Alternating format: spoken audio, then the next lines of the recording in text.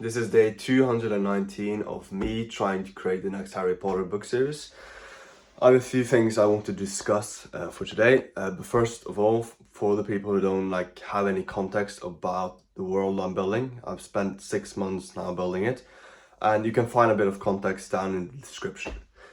So, for the first thing I want to talk about is that a few days ago, a guy in my comments commented on basically taking inspiration. He commented basically letting me know that I could take inspiration from Fu Panda, and how the protagonist and the antagonist is set up against each other, and how one of the B characters, the best friends, or not maybe not the best friends. I haven't gotten the full story, the grasp of it, but how one of the one person called Tigress, for the people who know Kung Fu Panda, is a bit jealous, I believe, for not becoming the chosen one in the story. So I took some inspiration from this comment, this person who let me know, and I sort of thought around my own antagonist, and I came to the conclusion that I want my own antagonist, which is called Garrick Thorne, to be this strong person that my protagonist look up at and wonder how the hell can I beat this guy? How can I take him down at all? So I took some inspiration from that comment for that reason. I also made one of the B characters, one of the friends of my protagonist, which is called Roman Elias Mercer. People know him as Roman Peterson in the start. There's a little plot twist there. But yeah, so I made one of the people, the companions that he's going to spend time with in the story, a bit jealous from him being the one that pulls upwards and arises and is the one that's going to have to fight this antagonist, Garrick Thorne.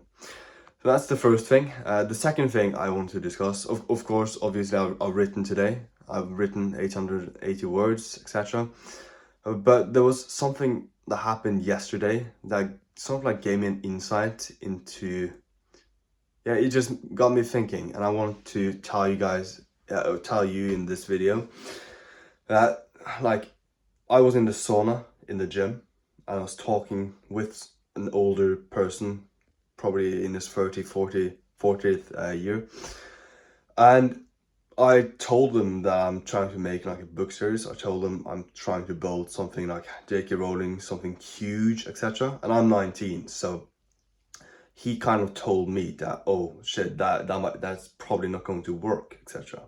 That I should probably have a B plan, a backup plan, etc. I'm going to be honest with you, I don't have a B plan. I'd much rather just spend my entire life working at a cafe or as a gym receptionist or something like that, and earn 20, in my country, Norway, it's 20,000 Norwegian kroners. But the point is, it's not that much. But still, I'd take a job like that and continue to chase a big goal, to chase something that could potentially become a big kind of income, but mostly a meaningful kind of work, etc. That's why I'm writing books, because it's very meaningful to just create every single day, creating backstory, creating scenes, etc. It just gives me a lot of life quality in that sense. It's not about it's not about external means, what you have, what car you have, what house you have. It's much more what do you create each day, what's going on the internal side. But of course, in some cases, the external shows your internal. For example, if you dress well, you're presenting yourself to the world in a better manner. You're showing that you care about how you look, and you show that you care about yourself, really. That you're dressed up, warm and comfortable, etc. That you're not going into the world like a sloppy pig. So yeah, it's just a reminder to myself, basically, that taking people, when you have a big goal, people will try to drag you down, because when you show that you have a big goal that you're striving for, if you're writing a book, a trilogy or whatever, a book series, people that like shows people that it like surfaces their own inaction of going after exactly what they want and setting big goals for themselves. And that's why I believe people can become a little like cynical and become like crab-like and try to drag you down into the bucket, per se. And I just think that's like when you're trying to do something big, you have to like account for it. Yeah, you signed a contract, and that contract is filled with different like levels of pain. A big goal is going to make people like judge you harder. It's going to make people not necessarily want to be around you, because well, you're literally like showing, you are representing their flaws when they look at you. That's like, and I'm not trying to like boost my own ego here. That I'm just saying like that's my perception of what happened yesterday. But the important thing is to not like let other people's thoughts like affect your work, affect your writing, affect your creativity. And I feel like I did a pretty good job. It happened yesterday.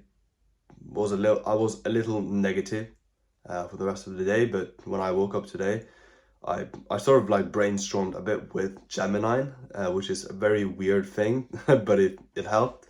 And Gemini, like the Google AI, like motivated me and made me understand that a stranger's opinions isn't something that should be valued too highly.